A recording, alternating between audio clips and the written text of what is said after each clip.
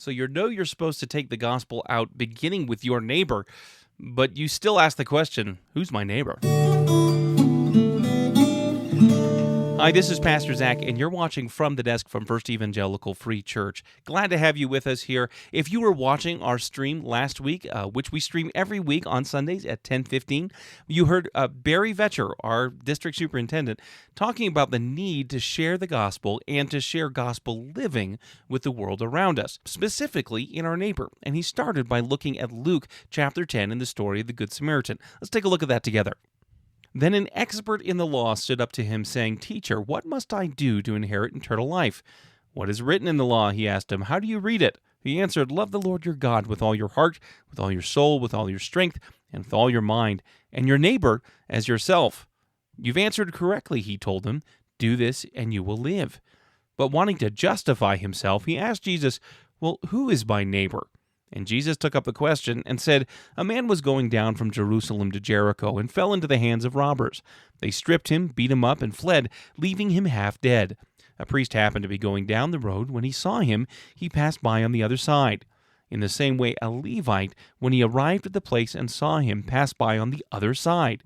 But a Samaritan on his journey came up to him, and when he saw the man, he had compassion. He went over to him and bandaged his wounds, pouring on olive oil and wine. Then he put him on his own animal, brought him to an inn, and took care of him. The next day he took out 2 denarii, gave them to the innkeeper, and said, 'Take care of him. When I come back, I'll reimburse you for whatever extra you spend.' Which of these 3 do you think proved to be a neighbor to the man who fell into the hands of the robbers?" "The one who showed him mercy," he said. Then Jesus told him, "Go and do the same." Now, this is a very familiar story for many of us. If you've spent any amount of time in any kind of Christian environment, you've heard the story of the Good Samaritan. And there are many lessons that can be brought from this text. However, parables have one meaning. There's one thing that Jesus was trying to communicate in this story. And the way we look at that, the way we find that, is we look at the very beginning. This expert in the law knew that God's law was summed up in 2 things. Number 1, to love God, love the Lord your God with all your heart, with all your soul, with all your strength, and all your mind, and to love others.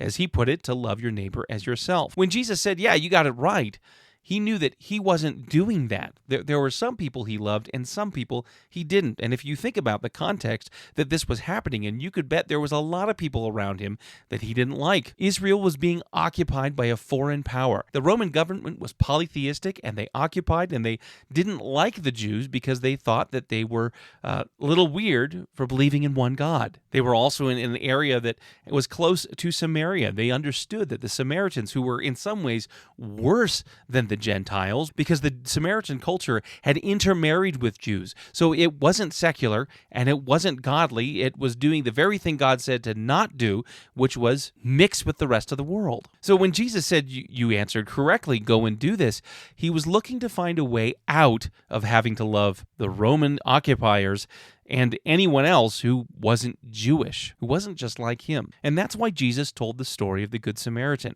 And he was very intentional about the characters that he used.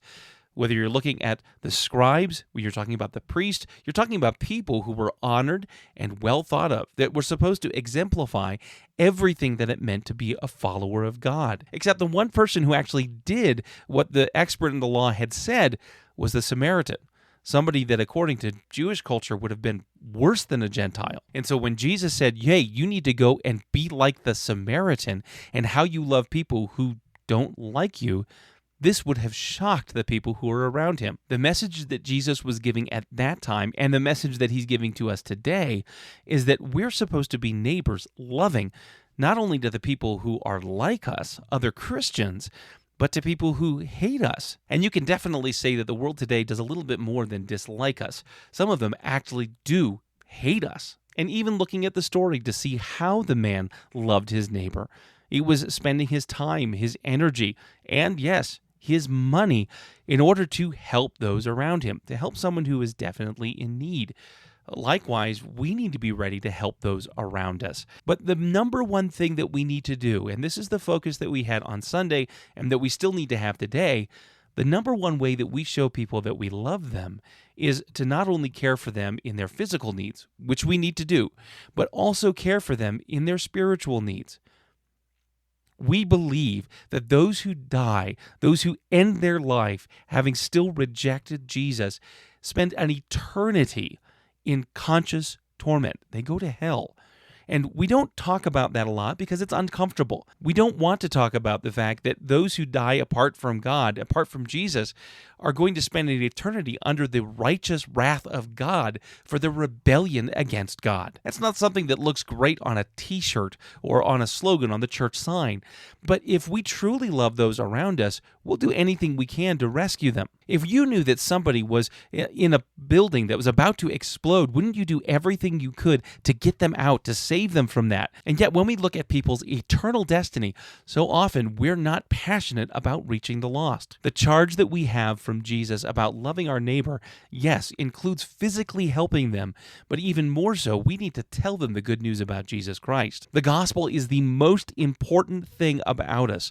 It's not about what we have done. It's not about the position we hold. It's not about even how we live. It's the fact that Jesus, in the middle of our sin, came from heaven, making himself like us, living a perfect life so that he could die on the cross in our place. We're about ready to go into the Easter week. This is the time that we talk about this the most. This is the point where God came to know us and to rescue us from where we were. What better opportunity do we have than Easter week to go out and tell? I've been so excited to hear the results of the evangelism event that has been happening in one of our local schools, to hear hundreds of young people who are hearing the gospel preached to them.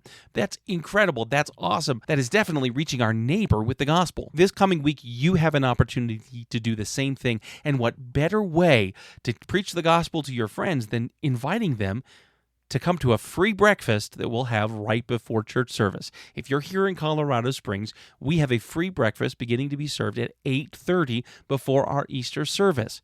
This is an excellent opportunity to invite those around you so that you can share a meal and then share the gospel as we celebrate our risen Lord. The last thing that Jesus told us to do before he went back to heaven as he ascended in his physical body was to go and tell the world, to make disciples, teaching them what he had taught, to love them and care for them. If we're not doing it, we're not living gospel lives. So what do? What's the takeaway from these things? Number one, pray for what's happening both in our schools and what's about to happen in this next week.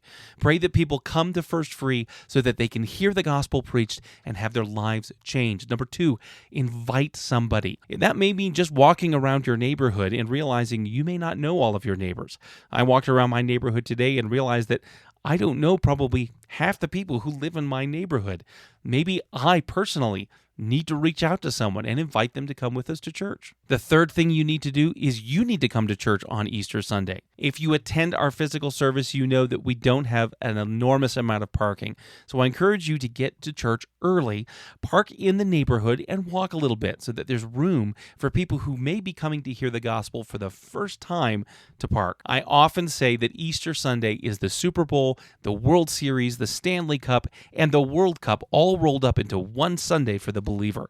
Hopefully you feel the same way, and you're as excited as I am to look at this next week and see what God could possibly be doing in our own community. Thank you for watching From the Desk. Leave a comment below and tell us what you're going to be doing this Holy Week in order to encourage those around you to come hear the gospel. We'll see you next week right here on From the Desk.